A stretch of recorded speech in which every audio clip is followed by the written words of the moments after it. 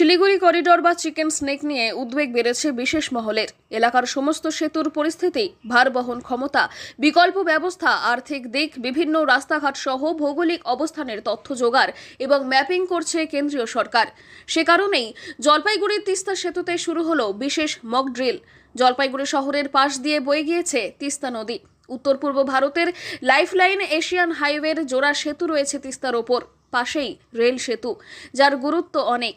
সেখানেই শুরু হলো সামরিক মহড়া এবং তিস্তা ব্রিজের ওই সেফটি সিকিউরিটির জন্য যে একটা মক ড্রিল করা ইমার্জেন্সি সিচুয়েশানে, সেই মক ড্রিলের জন্যই আমরা এসেছিলাম। তিস্তা ব্রিজ কি সিচুয়েশন?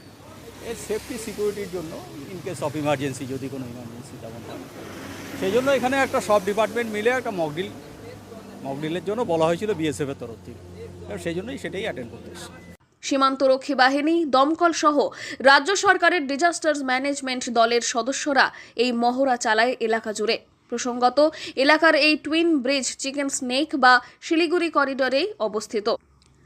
বিশেষ সূত্র মারফত জানা গিয়েছে, চীন সীমান্ত দিয়ে যদি কোনো অপ্রিয় ঘটনা ঘটানো হয়, কিন্তু তার জেরে যাতে যোগাযোগ ব্যবস্থা ব্যাহত না হয় কিংবা বিপর্যয়ের মুখে পড়তে না হয় জলপাইগুড়ি সহ পার্শ্ববর্তী এলাকাগুলিকে, সে বিষয়ে গুরুত্ব দিয়েই এখানে একটা রোডের ব্যাপার নিয়ে আমাদের চলছিল আলোচনা, সেই নিয়ে স্যার তো বলেছেন, আমাকে যেটুকু বলেছিলাম সেটা কি আলোচনা তিস্তা ব্রিজ যে কোনো মুহূর্তে যদি কোনো দুর্ঘটনা কোনো কিছু যদি অসুবিধা হয় সেটা সাপোর্ট দেওয়ার জন্য এটা বলছি।